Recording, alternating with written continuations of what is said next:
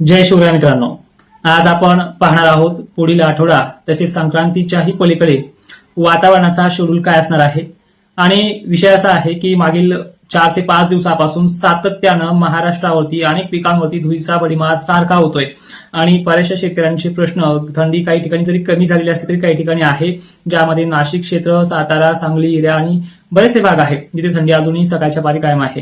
ही थंडी कधी कमी होणार आहे आणि कधी त्याचा प्रभाव कमी होईल या संदर्भात देखील आपण रेकॉर्डिंग मेसेज व्हिडिओ पण दिले आहेत, तर ही आज या व्हिडिओच्या माध्यमातून सविस्तर असं बघणार आहोत।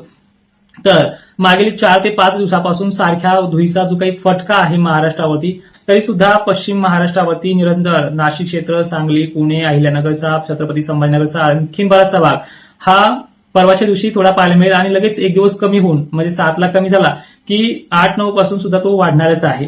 पण मराठवाडा आणि विदर्भात धुळीचा काही अंशी प्रभाव 6 तारखेपासून कमी व्हायला दिसेल आणि त्याची जी क्षमता आहे ती पुन्हा एकदा वाढेल। ती तारीख आहे 9, 10, 11 आणि 12। तर यामागचं जे काही इश्यू आहे, यामागचं जे काही बंगालच्या उपसागरात होणारा सातत्यानं कमी दाबाचा पट्टा जो आहे तो आणखीन तीव्र येणाऱ्या 8 आणि 9 तारखेला सक्रिय होतोय आणि या 8 तारखेला परत दक्षिण भारतावरती आंध्र प्रदेश असेल, तामिळनाडूच्या आणखीन काही भागांमध्ये आणि दक्षिण भारतावरती पाऊस वातावरण तयार होत आहे आणि तिथे पाऊस देखील पडतो आहे। मित्रांनो, 12 तारखेला जे काही कर्नाटक एरिया आहे, हुबळी वगैरे भागामध्ये हलक्या पावसाची शक्यता जाणवते आहे। त्यामुळे साहजिकच आपल्या जवळ असलेला दक्षिण महाराष्ट्र हा कर्नाटक लगतच्या भागांमध्ये देखील पावसाची जी काही प्रभावी वातावरणाची जी काही ताकद आहे ती वाढणार आहे, पण यामध्ये पाऊस पडेल किंवा पावसाची नुकसान करेल अशी परिस्थिती नाहीये। आता थोडं आणखीन सविस्तर बघूयात। येणाऱ्या 11 आणि 12 तारखेला वातावरणाचा जो काही ढगाळलेलापणा राहणार आहे तो जवळपास सांगली, सोलापूरसह नांदेड, मराठवाड्यातल्या संपूर्ण जिल्ह्यांमध्ये, दक्षिण महाराष्ट्रामध्ये मुंबई, कोकण किनारपट्टीसह विदर्भ सुद्धा व्यापणार आहे।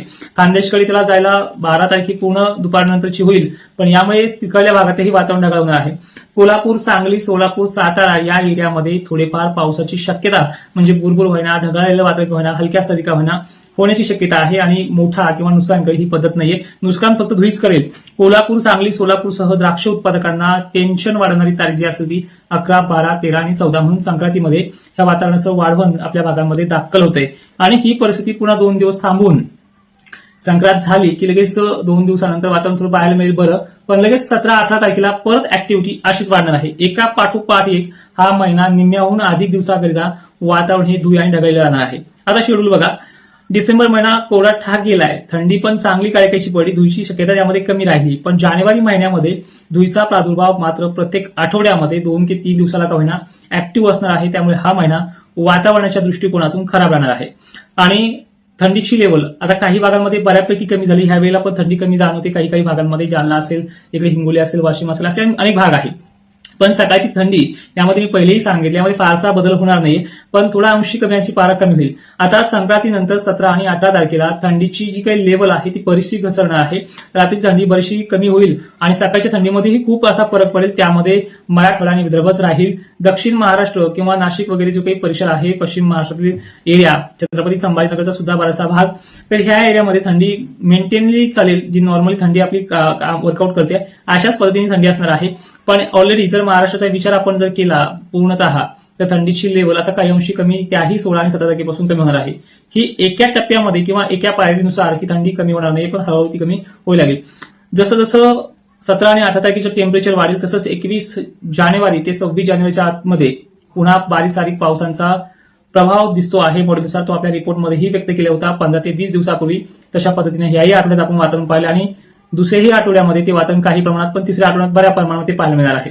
यामागचं आणि या पुढे वातावरणाचा जो काही आपण डिटेल्स दिले आहेत त्यानुसार वातावरणाची निर्मिती पाहायला मिळते, पण यामध्ये नुकसान किंवा अनेक पिकांचं पावसामुळे नुकसान होईल अशी शक्यता नाहीये।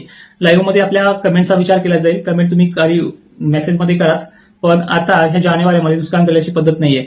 आता थोडक्यामध्ये बघायचं झालं तर याच पाठोपाठ फेब्रुवारी महिना देखील जाणार आहे। अशाच पद्धतीचं वातावरण खराब होणार आहे, पण फेब्रुवारी महिन्यामध्ये पेनवलता का होईना पाऊस पडण्याची शक्यता आहे पहिल्या आठवड्यामध्ये आणि तिसऱ्या आठवड्यामध्ये। एकंदरीत हा महिना आणि पुढचा महिना अशा प्रकारचा राहील।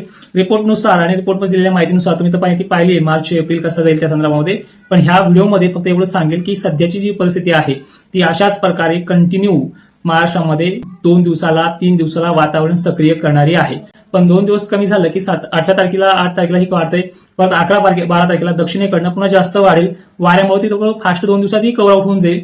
पण त्यानंतर पुन्हा 2-3 दिवस कमी झालं की परत ते असंच वाढ हे करत जाणार आहे. तर अशी एकंदरीत सिस्टम महाराष्ट्राच्या वातावरणातल्या पावसाची आहे. एकंदरीत एक नजर टाकूयात आपण मार्च आणि फेब्रुवारी महिन्यासंदर्भात. आता तुम्हाला समजलंय की 12 आणि 11 तारीख ही मोठी धुळीची आणि नुकसान करणाऱ्या धुळीची शक्यता आहे. याच्यामध्ये आपण बऱ्याचशा जिल्ह्यांचा वगैरे समावेश सांगितलाय, तर त्याबद्दलही बघा.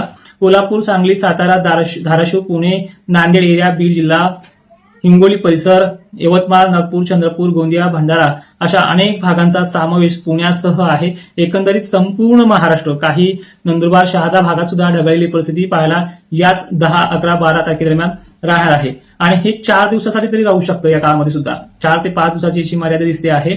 आणि ते कमी झालं की मग 17, 18 तारखेला उन्हाची तीव्रता थोडी वाढणार आहे. तर एकंदरीत जर पाहिलं तर एक धुळीचं संकट हे कंटिन्युअली आपल्याला जवळपास 26 जानेवारीपर्यंत पाहायला मिळतंय. म्हणजे अशा प्रकारच्या सिम्पटम्स महाराष्ट्रातल्या वातावरणाच्या बदलताना दिसत आहेत. आता हीच गोष्ट जर आपण आणखीन थोड्या डीपमध्ये जाऊन सांगायचं म्हटलं तर सरळ यंदा स्ट्रगल करतोय कांदा उत्पादक शेतकरी, द्राक्ष उत्पादक शेतकरी आणि वेलवर्गीय पोलन वगैरे करणारे शेतकरी. यासाठी हा महिना थोडा खर्चिक आणि किचकट जाण्याची शक्यता आहे. हे आपल्या 23 डिसेंबरच्या रिपोर्टमध्ये देखील आपण सांगितलेलं होतं आणि ते तुम्हाला पाहायला देखील मिळते. पण या व्यतिरिक्त तुमच्या काही आणखी कमेंट बॉक्समध्ये प्रश्न असतील तर ते प्रश्न आपण पुढच्या नेक्स्ट व्हिडिओमध्ये घेऊयात. आणि कोणाला काय विचारायचं, आपण कुठून आला आहात, कुठून कमेंट करता आहात, त्या देखील जिल्ह्याची माहिती टाकत चला. एकंदरीत संपूर्ण महाराष्ट्राला धुळीचं संकट मात्र आहे. जय शिवराय, धन्यवाद.